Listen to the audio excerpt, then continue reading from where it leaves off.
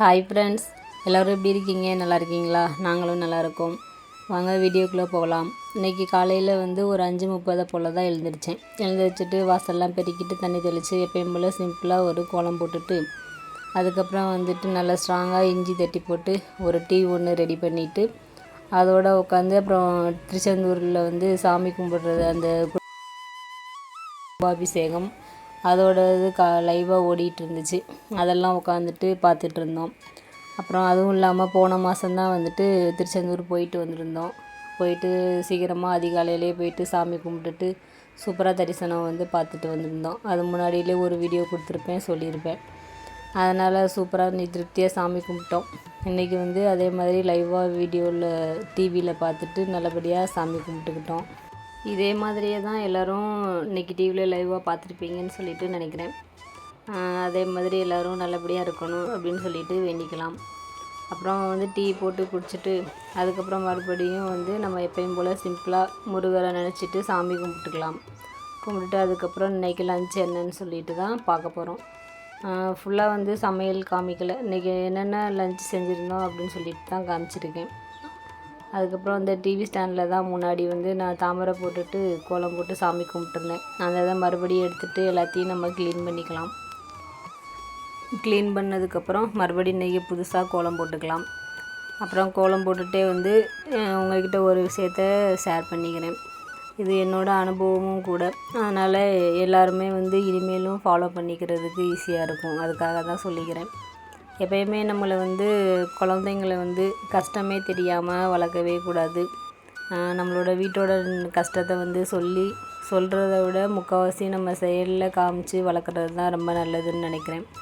ஏன்னா நம்மளாம் சின்ன பிள்ளைங்களாக இருக்கிறப்ப அப்போல்லாம் வீட்டில் என்ன அம்மா அப்பா எவ்வளோ கஷ்டப்படுறாங்க, சம்பளம்லாம் யாரும் வீட்டில் மாத சம்பளமோ வாங்க போகிறதில்ல.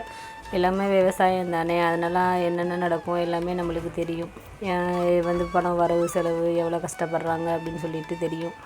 ஆனால் இப்போல்லாம் நம்மளுக்கு பிள்ளைங்கள்ட்ட நம்ம பாவம் அவங்க ஃபீல் பண்ணுவாங்க, படிப்பு பாதிக்கும் அப்படின்றதுக்காகவே மோஸ்ட்லி நம்ம யாருக்கிட்டேயும் சொல்கிறதே இல்லை அதை பற்றியெல்லாம். ஆனால் அதுவே நம்ம பண்ணுற பெரிய தப்புன்னு தான் நினைக்கிறேன். நம்ம எப்பயுமே எல்லாத்தையும் சொல்லி தான் வளர்க்கணும். எவ்வளோ கஷ்டப்படுறோம், அவங்களுக்கு ஃபீஸ் கட்டுறதுக்கு எல்லாத்துக்குமே வீட்டு செலவு எல்லாமே நம்ம எவ்வளோ கஷ்டப்படுறோம் அப்படின்னு சொல்லிட்டு வளர்க்குறது தான் அவங்களுக்கு பொறுப்பு வரும். ரெண்டாவது அவங்களும் காசு பணம் செலவு பண்ணுறதுலேயும் கொஞ்சம் கவனமாக இருப்பாங்க. மத்தபடி எல்லாத்துக்குமே அவங்க லைஃபுக்கும் உதவியாக இருக்கும். இந்த மாதிரிலாம் சொல்லி வளர்க்குறப்ப நம்மளோட கஷ்டத்தை அவங்கள்ட்ட காமிக்கிறப்ப படிப்பு பாதிக்கும் அப்படின்றது மாதிரிலாம் நம்ம கொண்டு போகவே கூடாது. அவங்க எப்படியா இருந்தாலும் அந்த கஷ்டத்தை நினச்சி படிக்கவும் செய்வாங்க. என்னைய கேட்டால் கஷ்டமே தெரியாமல் வளர்க்குறது தான் அவங்களுக்கு நிறையா அந்த செல்லெல்லாம் வச்சுட்டு கேம் அந்த மாதிரிலாம் நிறையா பசங்க கற்றுக்குறாங்க வேறு. அதனால் நம்ம எவ்வளோ தான் நம்ம மாற்றணும்னு நினச்சாலும் அவங்க அதில் அடிக்ட் ஆகிடுவாங்க. அதனால் நம்ம முடிஞ்சளவு எல்லாத்தையும் சொல்லி இப்போ நம்மளுக்கு வருமானமே இருக்குது, வசதியாகவே இருந்தோன்னாலுமே கூட குழந்தைங்களுக்கு நேரம் ரொம்பலாம் காமிச்சிக்கவே கூடாது.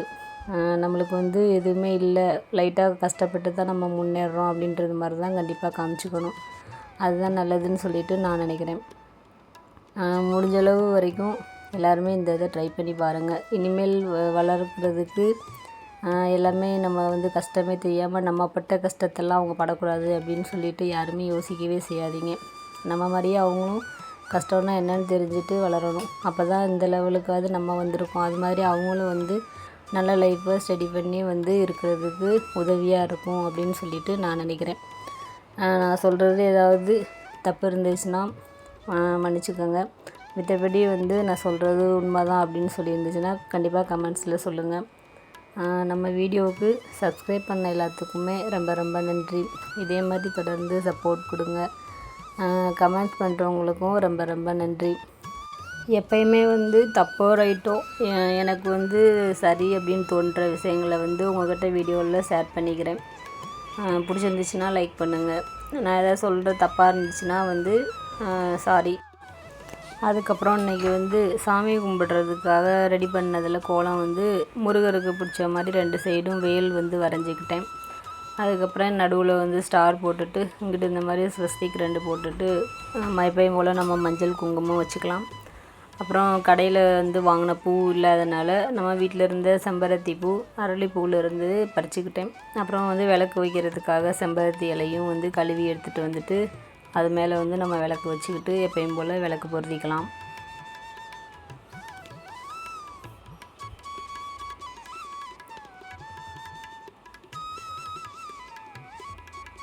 அங்கே சாமி ரூம் செல்ஃபில் வந்து பூஜை பண்ணுறப்ப வந்து ஸ்டாண்டு வந்து வைக்கிறதுக்கு கேமரா ஸ்டாண்டு வைக்கவே முடியாது எனக்கு.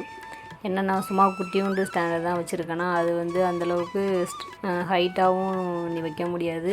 எப்போயுமே வந்து செல்ஃபில் வந்து அட்ஜஸ்ட் பண்ணி வேறு மாதிரி வந்து நானாக வச்சுக்குவேன். பக்கத்தில் ஏதாவது வச்சு அந்த மாதிரி ஏதாவது ஒரு ஐடியா பண்ணி பொருட்கள் வீட்டில் உள்ள திங்ஸை வச்சே தான் வச்சுக்குவேன்.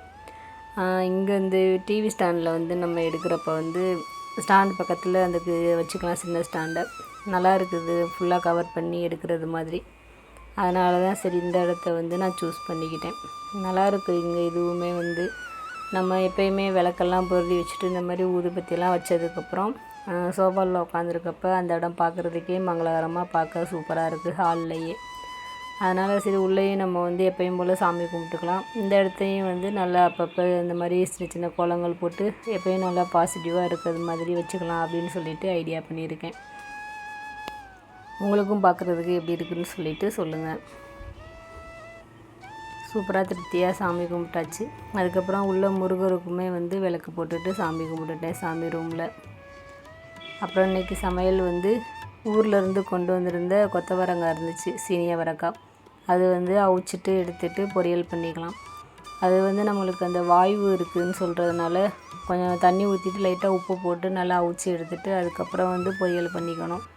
அது அந்த மூச்சு குத்து இந்த மாதிரி வாய்வு பிடிப்பு இந்த மாதிரி வராதுன்னு சொல்லிட்டு சொல்லுவாங்க. அந்த மாதிரி செஞ்சுக்கலாம்.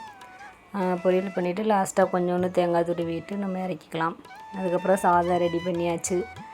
குழம்பு வந்து காலையிலேயே வந்து மதியானத்துக்கும் சேர்த்து வச்சுருந்தேன். கொண்டக்கடலை நைட்டு ஊற வச்சுருந்தேன். அது வந்து கத்திரிக்காய், மாங்காய், முருங்கைக்காய் எல்லாமே போட்டுட்டு வந்து குழம்பு ரெடி பண்ணியிருந்தேன். குழம்பு நல்லா சூப்பராக இருந்துச்சு இன்றைக்கி டேஸ்ட்டாக. காரம்லாம் கரெக்டாக போட்டிருந்தேன். ஒரு சில டைம் காரம் மட்டும் அதிகமாகிரும். இன்றைக்கி சூப்பராக இருந்துச்சு. நம்ம வீடியோவை இவ்வளோ நேரம் பொறுமையாக பார்த்த எல்லாத்துக்கும் ரொம்ப ரொம்ப நன்றி. இதே மாதிரி தொடர்ந்து சப்போர்ட் கொடுங்க. அடுத்த வீடியோவில் பார்க்கலாம். தேங்க்ஸ் ஃபார் வாட்சிங். தேங்க்யூ.